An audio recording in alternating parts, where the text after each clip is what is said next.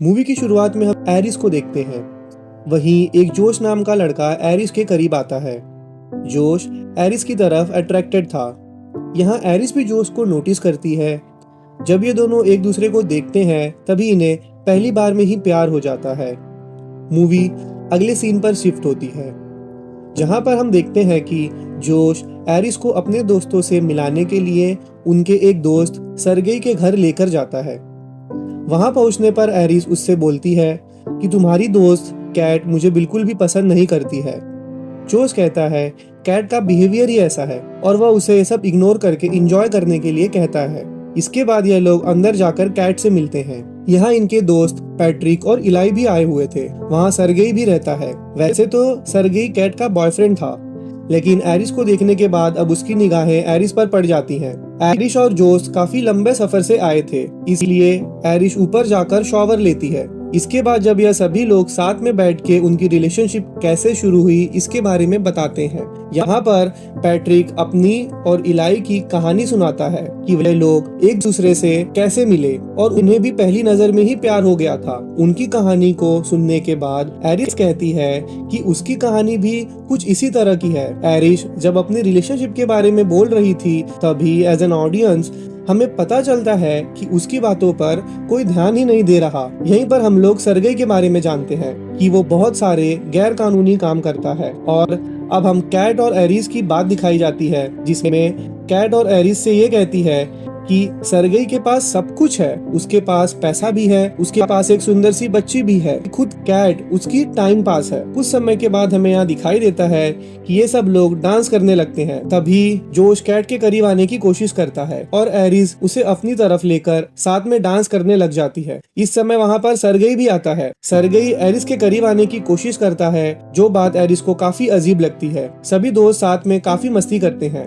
रात में एरिस और जोश इंटीमेट होते हैं। तभी एरिस कुछ बोलने लगती है, तब जोश उसे सोने का कह देता है। तब हम देखते हैं कि जब जोश उसे सोने का कह देता है तो एरिस एकदम से ही सो जाती है, जैसे वह उसके ऑर्डर फॉलो कर रही हो, जो काफी अजीब है। इसका राज हमें आगे पता चलता है। सुबह ये लोग नदी के पास जाने वाले थे। जोश एरिस से कहता है कि उसका जाने का मन नहीं है, इसलिए वो अकेली चली जाए। एरिस जोश की बातों को मानकर अकेले चली जाती है, लेकिन हम देखते हैं कि एरिस के जाते ही जोश ने अपने फोन में एक पेन ड्राइव कनेक्ट की है। इधर दूसरी सीन में हम बाहर एरिस को अपने जेब में एक चाकू मिलता देखते हैं। एरिस चाकू देखकर सोच में पड़ जाती है, क्योंकि उसे नहीं याद है कि उसने चाकू ये कब लिया और वह उसकी जेब में कैसे आया। नेक्स्ट सीन में हम देखते हैं कि एरिस नदी के किनारे होती है। तभी यहाँ पर पीछे से सरगेई आता है। सरगेई एरिस के साथ फ्लर्ट करने की कोशिश कर रहा था, लेकिन सरगेई के अंदर एरिस को कोई भी इंटरेस्ट नहीं था, क्योंकि वो जोश से प्यार करती थी। सरगेई को देखकर एरिस कहती है मुझे अब वापस जाना चाहिए, लेकिन सरगेई उससे कहता है तुम मेरे गेस्ट हाउस में आई हो, इसलिए तुम्हें थोड़ा टाइम मेरे साथ गुजारना चाहिए। सरगेई यहाँ एरिस को सनस्क्रीन देकर ये कहता है कि तुम इसे मेरे पीठ पर लगा दो। तभी वह एरिस का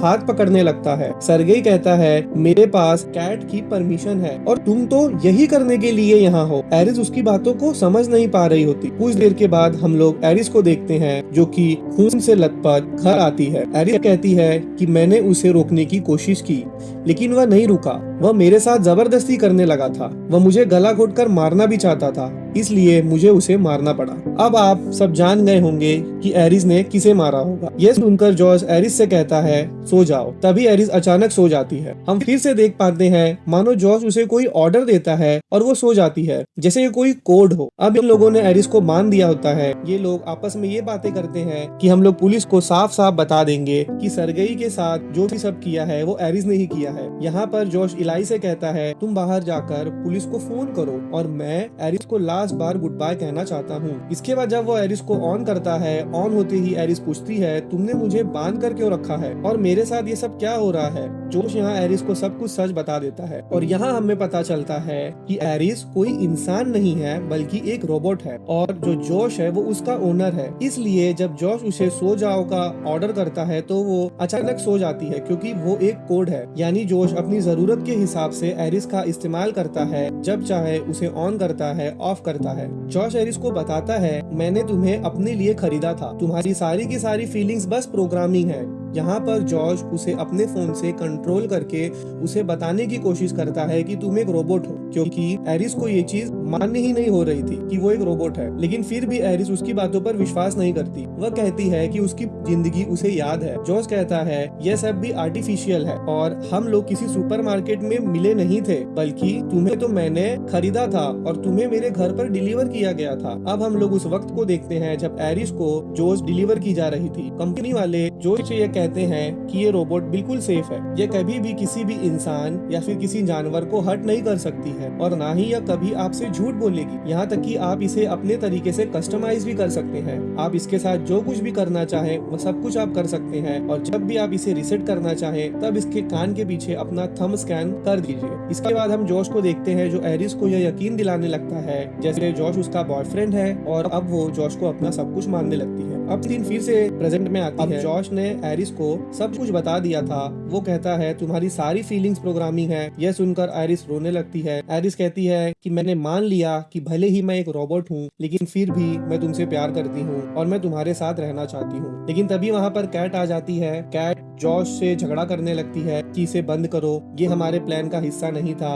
ये सारी बातें एरिस सुन लेती है और अब हमें ये समझ में आ जाता है कि ये सारी प्लानिंग कैट और जॉश की थी। एरिस पास में पड़े हुए चाकू की तरफ बढ़ती है। जब जॉश उसे बंद करने के लिए उसके पास में जाता है तब एरिस उसे जोर से एक मुक्का मारती है। कैट ये सब देखते रह जाती है। इसके बाद एरिस जोश का फोन लेकर यहाँ से भाग जाती है। अब जॉश ये सारी बातें इलाई को बताता है। वह कहता है कि मैंने ही एरिस के सेटिंग के साथ छेड़छाड़ की थी ताकि वह सरगई को मार दे और उसका सारा का सारा पैसा हमारा हो जाए। इसके बाद ये लोग इस पैसे में एक हिस्सा इलाई को भी देने की बातें करते हैं। इलाई मान जाता है। इलाई कहता है एक हिस्सा पैट्रिक का भी होना चाहिए, लेकिन जॉश इस बात को नहीं मानता। यहीं पर हम लोगों के सामने एक और बड़ा खुलासा होता है कि एरिस की तरह ही पैट्रिक भी एक रोबोट ही है। ये लोग बातें करते हुए पैसे को 3 हिस्से में बांटने के लिए मान जाते हैं, लेकिन पुलिस के आने से पहले उन्हें एरिस को ढूंढना था ताकि वे लोग उसकी सेटिंग को पहले की तरह कर दे और पुलिस को उन पर शक न हो। इधर एरिस जॉश का फोन लेकर आई थी जिससे उसकी सेटिंग को चेंज किया जाता था और वह जॉश के फोन को लेकर अपनी सेटिंग खुद से ही चेंज कर लेती है क्योंकि उसकी इंटेलिजेंस 40% थी, लेकिन अब उसने इसे 100% कर दिया था। वो इसलिए करती है ताकि उसे यहाँ से भागने में आसानी हो। एरिस जॉश की कार तक जाती है तब वह जॉश के फोन को यूज करके उसकी गाड़ी यूज करके भागना चाहती है, लेकिन तभी यहाँ पर इलाई और पैट्रिक आ गए। यहाँ पर हम लोग ये जानते हैं कि पैट्रिक ने यह पहले ही जान लिया था कि वो एक रोबोट है, लेकिन वो इलाई से सच्चा प्यार करता है और ये दोनों एक दूसरे से प्यार का इजहार करते हैं। इलाई होमोसेक्सुअल है इसलिए उसने मेल रोबोट को खरीदा था, लेकिन तभी जॉश का फोन बजता है। इलाई ये बात समझ जाता है कि एरिस आसपास ही कहीं है। एरिस यहाँ से भागने की कोशिश करती है लेकिन वह दोनों टकरा कर गिर जाते हैं। ये लोग गन को लेकर फाइट करते हैं, लेकिन इसी बीच इलाई को गोली लग जाती है और वह मर जाता है। अब एरिस फिर से भागती है और वह जल्दी से जाकर जॉश की कार में बैठ जाती है, लेकिन ये कार बिना जॉश के वॉइस कमांड के ऑन नहीं हो सकती थी। इसके बाद एरिस अपने कंट्रोल में जाकर अपनी आवाज खुद से चेंज करने की कोशिश करती है जिससे वो कार ऑन कर सके। तभी बाहर जॉश एक पत्थर उठाकर कार के शीशे को तोड़ने लगता है। वह एरिस को वापस आने के लिए कहता है, लेकिन वो उसकी बातें नहीं सुनती। कार का शीशा टूटने ही वाला था, लेकिन तभी कार ऑन हो जाती है और एरिस वहाँ से भाग जाती है। इधर जॉश घर आकर सरगई का फोन ढूंढने लगता है। उसने सरगई के फोन से अपने कार चोरी होने की कंप्लेन कर दी थी। तभी कार साइड में लगकर अपने आप बंद हो जाती है और इसके दरवाजे भी अपने आप लॉक हो जाते हैं क्योंकि जॉश ने कार चोरी होने की कंप्लेन जो की थी। इसके बाद जॉश एरिस को कॉल करता है। जॉश एरिस को मनाने की कोशिश करता है कि हम लोग सारा का सारा ब्लेम पैट्रिक पर डाल देंगे कि उसने ये सब किया है, लेकिन एरिस ने अपने इंटेलिजेंस को इतना बढ़ा दिया था कि वह जॉश की बातों में नहीं आती। इसके बाद जॉश पैट्रिक के पास जाता है। वह इलाई के थंब प्रिंट से पैट्रिक को रीसेट कर देता है और वह पैट्रिक को अपने से कनेक्ट कर लेता है। अब पैट्रिक को इलाई की जगह में जॉश दिख रहा था। इसके बाद जॉश सेटिंग में जाकर पैट्रिक के अग्रेशन को 100% कर देता है और वह पैट्रिक से एरिस को ढूंढने के लिए कहता है। इधर एरिस कार के शीशे को तोड़कर बाहर निकल रही थी, लेकिन तभी वहाँ पुलिस आ जाती है। इसके बाद एरिस जल्दी से अपनी लैंग्वेज चेंज करती है ताकि पुलिस वाला उसकी बातों को नहीं समझ पाए। उसने ऐसा इसलिए किया था क्योंकि एरिस के साथ कुछ भी हो जाए वह झूठ नहीं बोल सकती। इसके बाद वह जर्मन लैंग्वेज में पुलिस को सब कुछ बताती है, लेकिन इस पुलिस वाले को कुछ भी समझ में नहीं आता है, लेकिन वो पुलिस वाला कार में पड़े हुए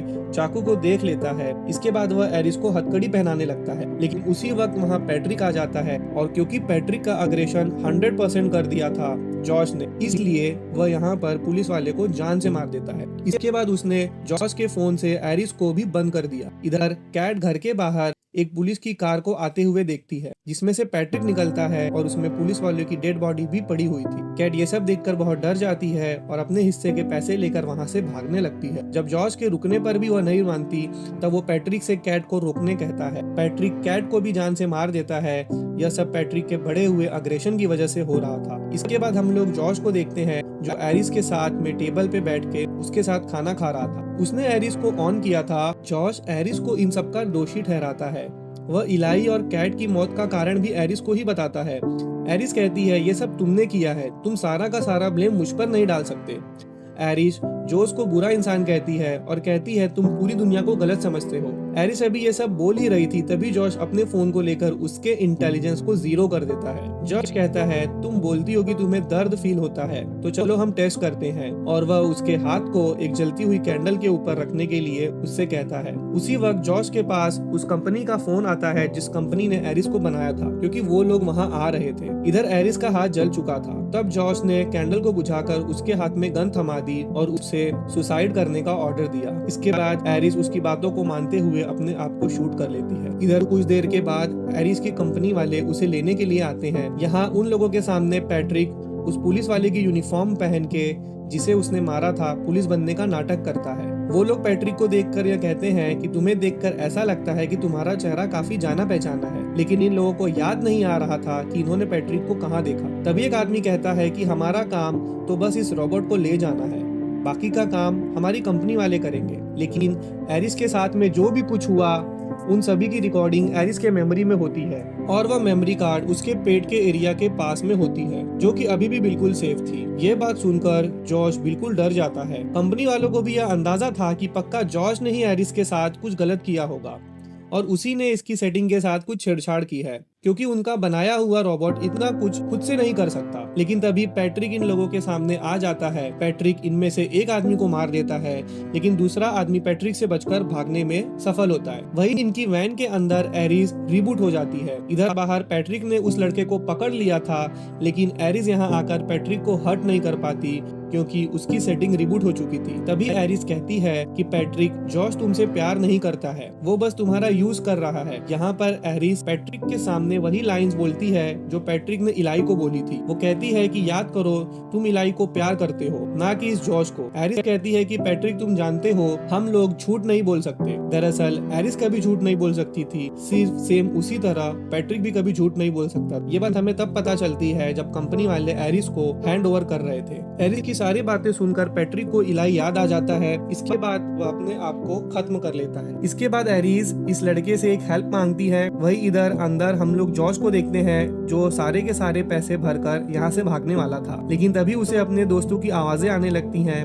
ये सभी आवाजें एरिस निकाल रही थी, क्योंकि उस लड़के ने एरिस की सेटिंग के साथ छेड़छाड़ करके उसे सभी चीजों का फुल एक्सेस दे दिया था। अब जॉश का फोन भी एरिस को कंट्रोल नहीं कर पा रहा था, लेकिन अभी भी एरिस जॉश को हर्ट नहीं कर सकती थी, क्योंकि वह उससे अभी भी प्यार करती थी। इसी चीज का फायदा जॉश उठाता है और वह एरिस को बहुत बुरी तरह से मारता है। वह इस बार एरिस के पेट में गोली मारने के लिए सोचता है, ताकि उसकी सारी की सारी मेमोरी चली जाए और वह हमेशा के लिए मर जाए। लेकिन अपने आप को बचाने के लिए एरिस उस पर हमला कर देती है और इस हमले में जॉश मारा जाता है।